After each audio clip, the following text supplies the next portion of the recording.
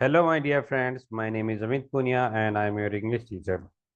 दोस्तों, जैसा कि हम वर्ब और उसके टाइप सीख रहे हैं, तो आज जो वर्ब का टाइप है वो है जेरेंड, जिसके बारे में हम पहले भी डिस्कस कर चुके हैं कि जेरेंड वर्ब का वह फॉर्म होता है जब किसी वर्ब के अंदर आईएनजी जुड़कर वो एज ए नाउन काम करता है, तो उसे हम जेरेंड कहते हैं। जैसे कि स्विमिंग, स्विम के बाद में क्या लगा? आईएनजी, तो दोनों मिलकर क्या बन गए? स्विमिंग। और यह एज ए सब्जेक्ट काम कर रहा है यहाँ पर। Swimming is good for health, तैरना स्वास्थ्य के लिए अच्छा है। तो दोस्तों, जो जेरिन होती हैं वो अलग अलग फॉर्म में काम करती हैं। For an example, gerund as a subject, जैसे कि दोस्तों रीडिंग इम्प्रूव्स वोकेबलरी। यहाँ पर सब्जेक्ट के स्थान पर क्या आया? रीडिंग। रीडिंग कोई वर्ब नहीं है बल्कि एक नाउन का काम कर रही है, जिसका मतलब निकलेगा पढ़ना। और इम्प्रूव्स यहाँ पे मेन वर्ब है, जिसका मतलब होता है सुधारता। और वोकेबलरी हमारा ऑब्जेक्ट है, जो कि शब्दावली है हिंदी में। Playing football keep us fit.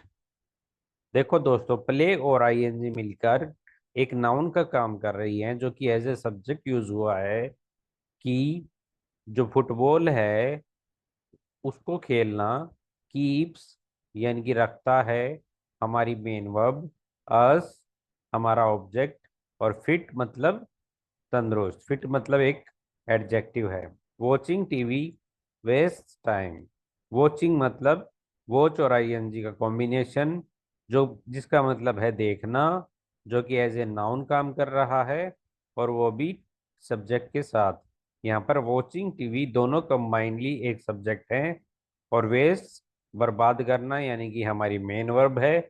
और टाइम ये हमारा ऑब्जेक्ट है। Watching TV waste time. इसी प्रकार दोस्तों, जेरेंड एज एन ऑब्जेक्ट, जब जेरेंड किसी ऑब्जेक्ट का काम करे तब हम उसे ऑब्जेक्ट के तौर पे देखते हैं। जैसे कि आई लाइक प्लेइंग क्रिकेट। आई यहाँ पे सब्जेक्ट है, लाइक यहाँ पे एक वर्ब है प्रेजेंट इंडेफिनेट की, और प्लेइंग क्या है? एक नाउन जो क्रिकेट के साथ मिलकर कॉम्बिनेशन बना रहा है, क्रिकेट खेलना।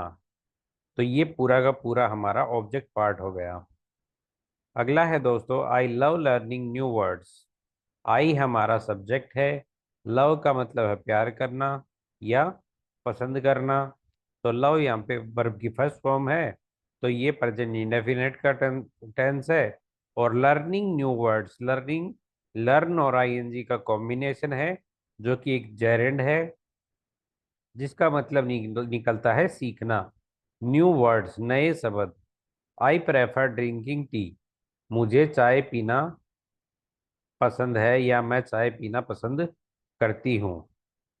सी यहाँ पे सब्जेक्ट है, प्रेफर्स यहाँ पे वर्ब है, और ड्रिंकिंग यहाँ पे ड्रिंक और आईएनजी का कॉम्बिनेशन लगाकर ड्रिंकिंग टी पूरा का पूरा एक सब ऑब्जेक्ट बन रहा है।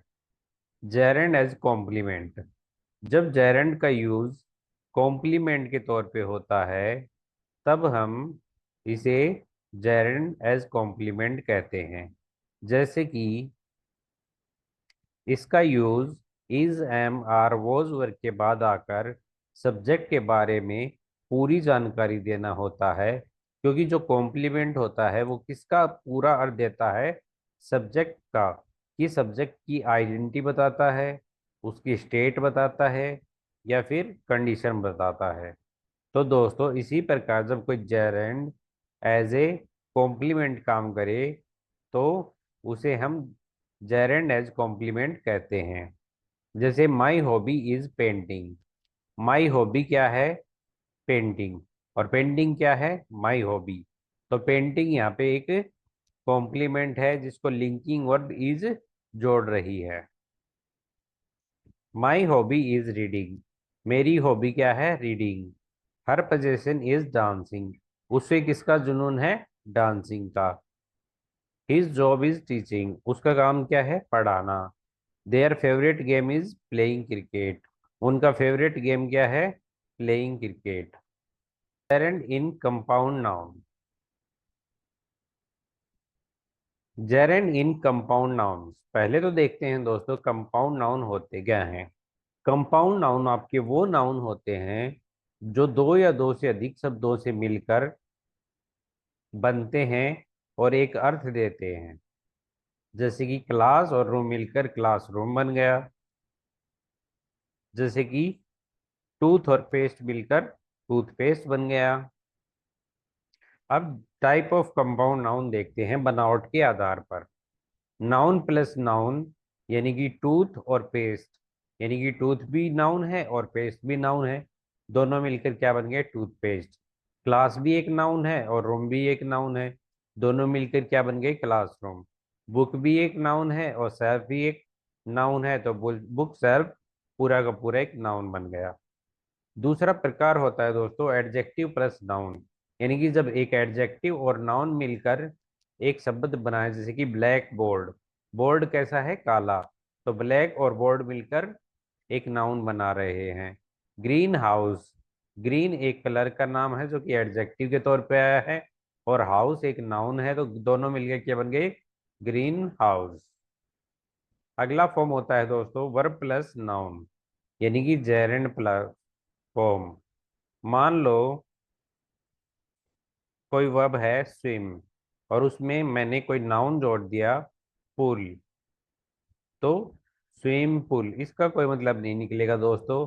लेकिन हमने स्विम में आईएनजी जोड़कर जेरेंड बनाकर एक अनदर वर्ड यूज में ले लिया, और दोनों का कॉम्बिनेशन क्या कहलाएगा? वर्ब प्लस यानी कि gerund form. Swimming pool, washing machine, यानी कि a pool of swimming, a machine of washing.